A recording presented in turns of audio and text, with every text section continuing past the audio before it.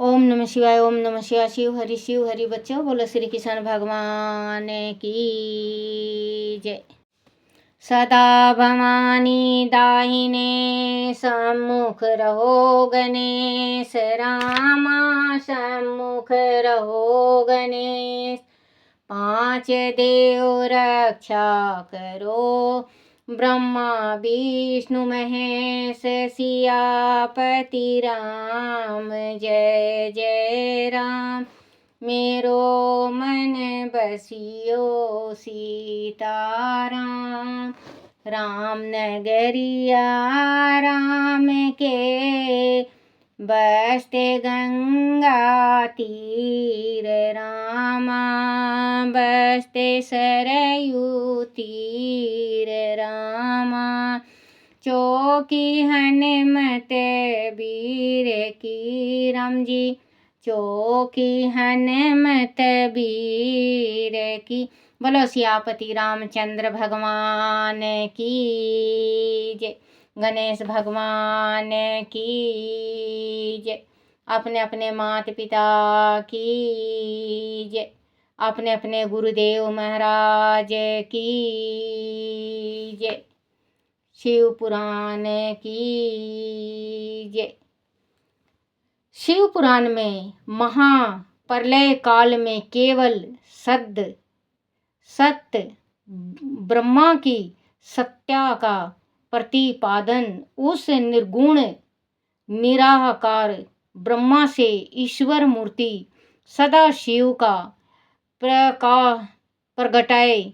सदा शिव द्वारा स्वरूप भूता शक्ति अंबिका का प्रगटे कारण उन दोनों के द्वारा उत्तम क्षेत्र काशी या आनंद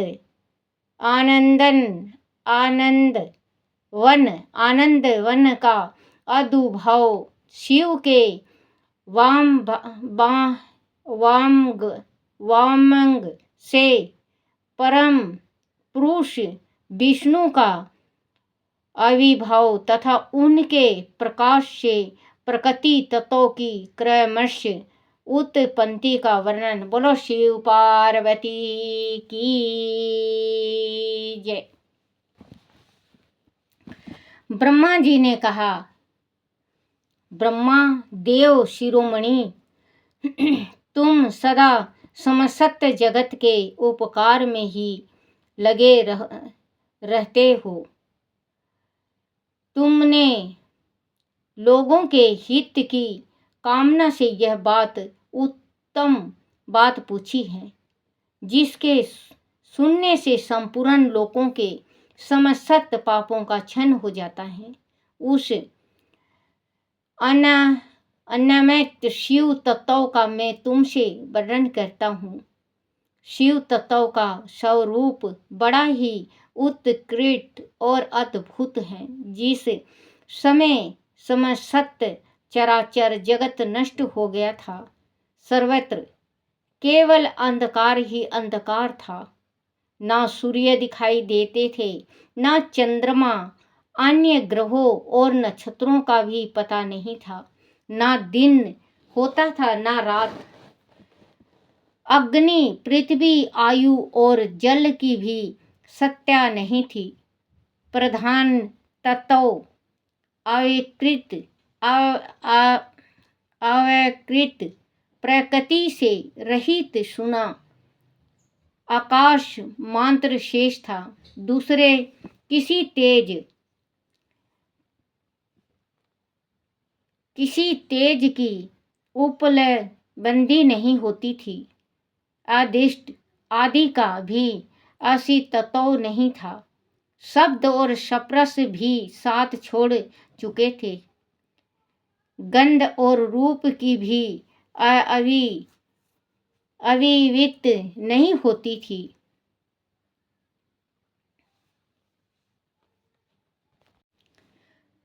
रस चुके थे। गंध और रूप की भी अभिव्यक्ति नहीं होती थी। रस का भी अभाव हो गया था।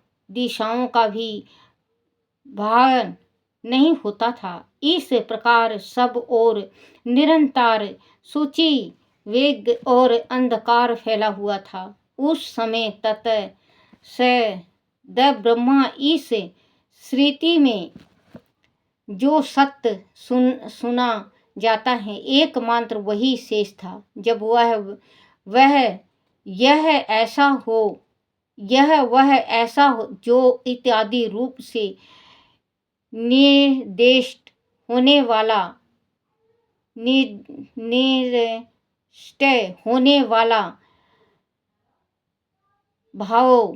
भावात्मक जागृत नहीं था। उस समय एकमात्र वह सत्य ही शेष था जिसे योगी जन अपने हृदय काश के भीतर निरंतर रखते हैं। वह सत्य मानकर विषय नहीं है। वाणी की भी वहां तक कभी वाणी की भी पहुंच नहीं होती थी। वह नाम तथा रूप रंग से भी शून्य है। वह न स्थूल है, न कृश, न हर्ष है, न दीर्घ, न लघु है, न कुरु। उसमें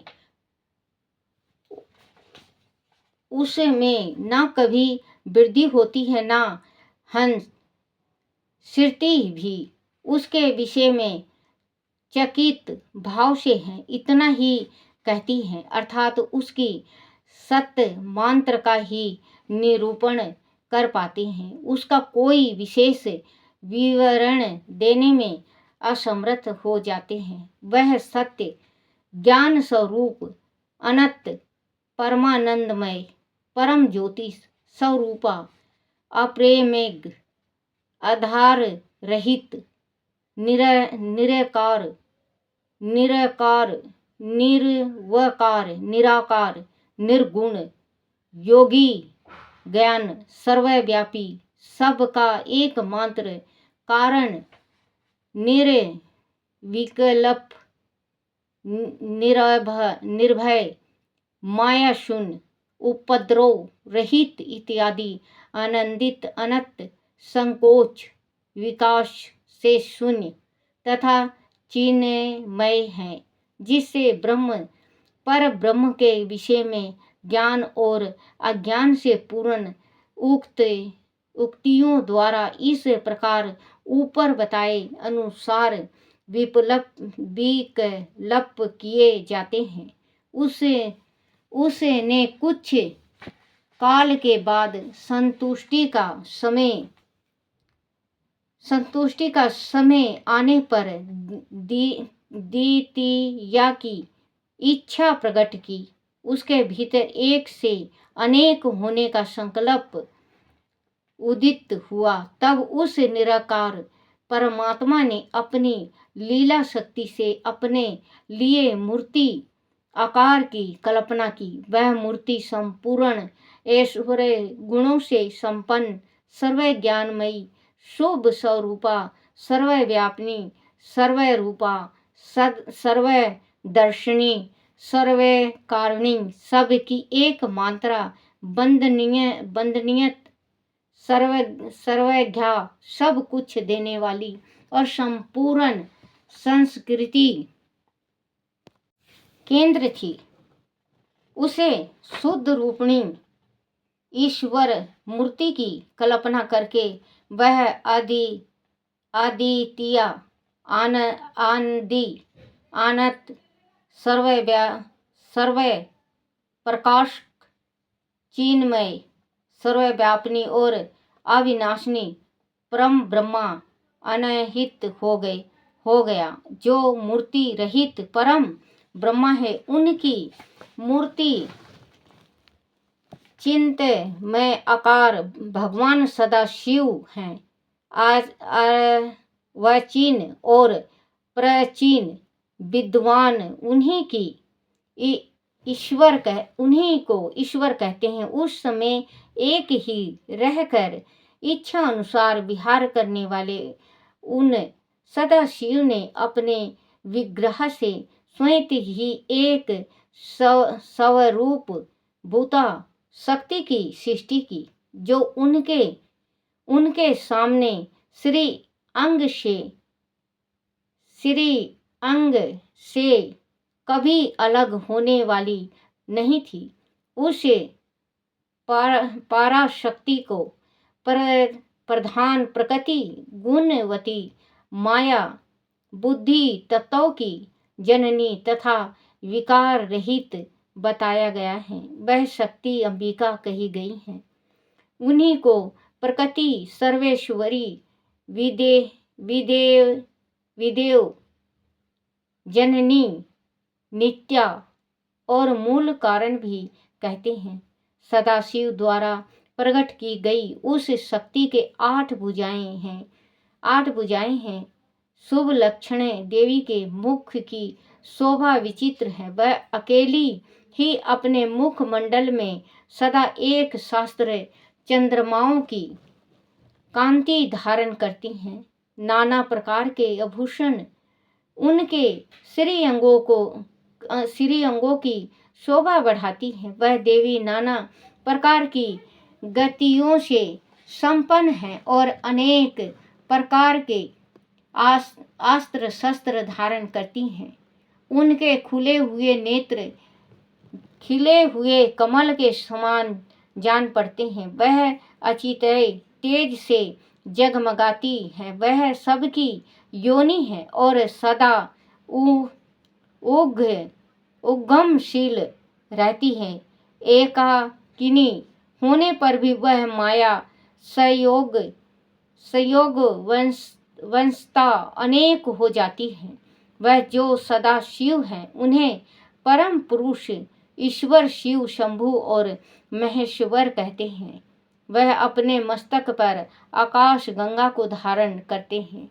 उनके भाल देश में चंद्रमा शोभा पाते हैं।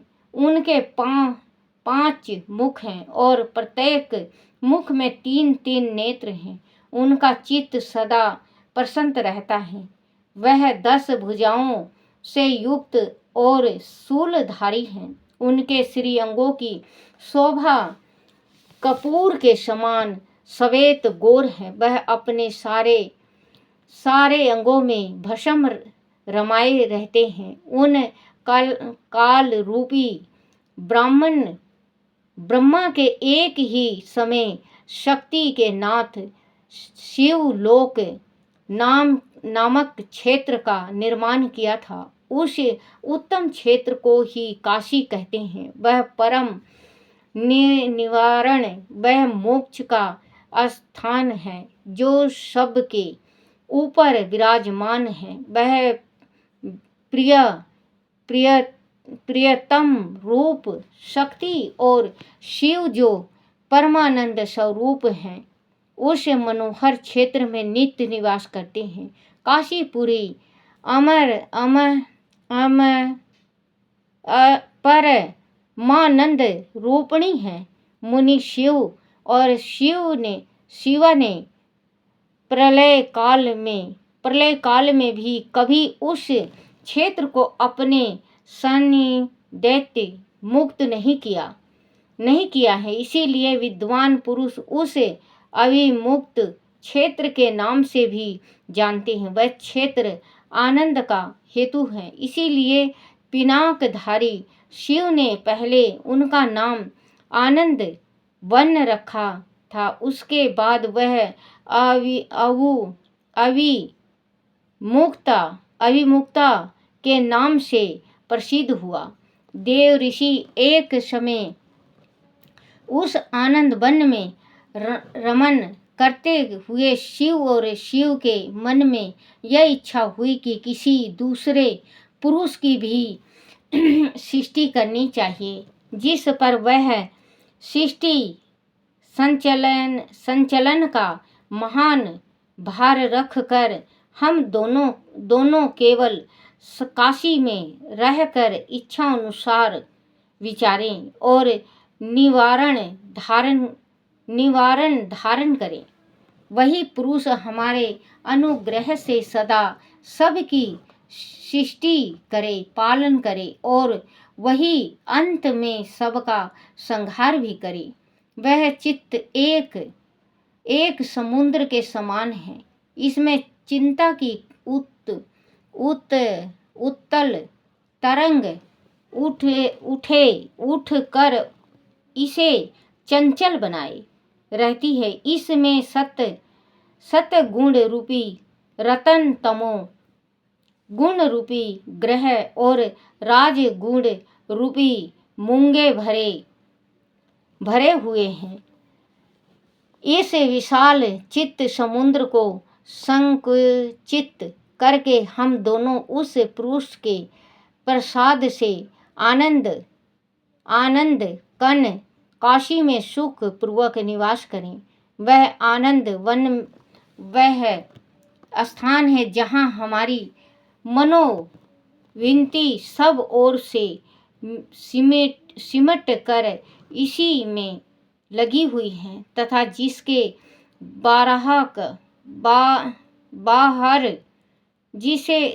बाहर का जगत चिंता से आतुर प्रतीत होता है। ऐसे निश्चय ही करके शक्ति सहित सर्वव्यापी परमेश्वर शिव ने अपने वाम भाग के 10वें अंग पर अमृत मल दिया।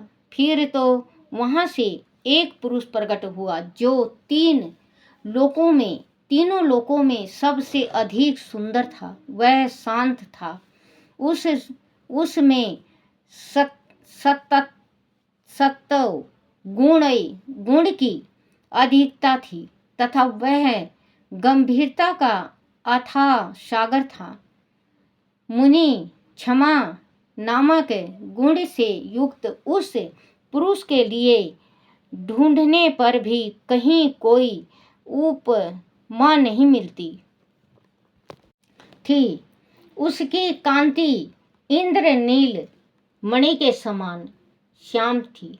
उसके अंग अंग से दीप शोभा छिटक रही थी और नेत्र प्रफुल्लित कमल के समान शोभा पा रहे थे। श्री अंगों पर स्वर्ण की सी कांति वाले 2 सुंदर रेशमी पीतांबर शोभा दे रहे थे। किसी में भी पराजित न होने वाले वह वीर पुरुष अपने प्रचंड भुजा दंडों से सुशोभित हो रहा था। तदनंतर उस पुरुष ने परमेश्वर शिव को प्रणाम करके कहा, स्वामी मेरा नाम निश्चित कीजिए और काम बताइए। उस पुरुष की यह बात सुनकर महेश्वर भगवान शंकर हंसते हुए मेघ के समान गंभीर वाणी में उससे बोले। शिव ने कहा, वत्सल, व्यापक होने के कारण तुम्हारा विष्णु नाम विकल्प हुआ। इसके सिवा और भी बहुत से नाम होंगे जो भक्तों को सुख देने वाले होंगे। तुम सुस्थिर उत्तम तथा तप करो, क्योंकि वही समस्त कार्यों का साधन है। ऐसा कहकर भगवान शिव श्वास मार्ग से श्री विष्णु को वेदों का ज्ञान प्रदान किया। तदनंतर अपनी महिमा से कभी क्षय न होने वाले श्री हरि भगवान शिव को प्रणाम करके बड़ी भारी तपस्या करने लगे और शक्ति सहित परमेश्वर शिव भी प्रसाद गणों के साथ वहां से अदृश्य हो गए। बोलो शिव पार्वती की जय।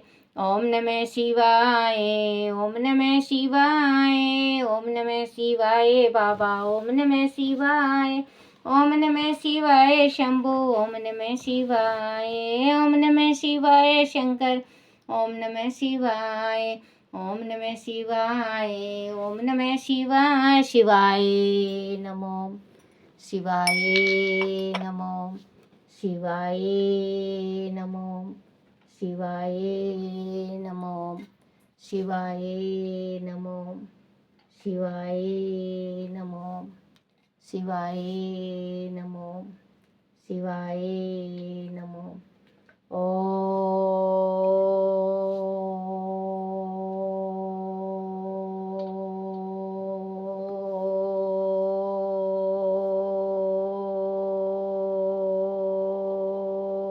नमः शिवाय। बोलो शिव पार्वती की जय। अपने अपने गुरुदेव महाराज की जय। हे मेरे शिव पिता, मेरे से कोई भूल चूक कोई गलती हो जाए मुझे क्षमा करना, क्षमा करना, क्षमा करना।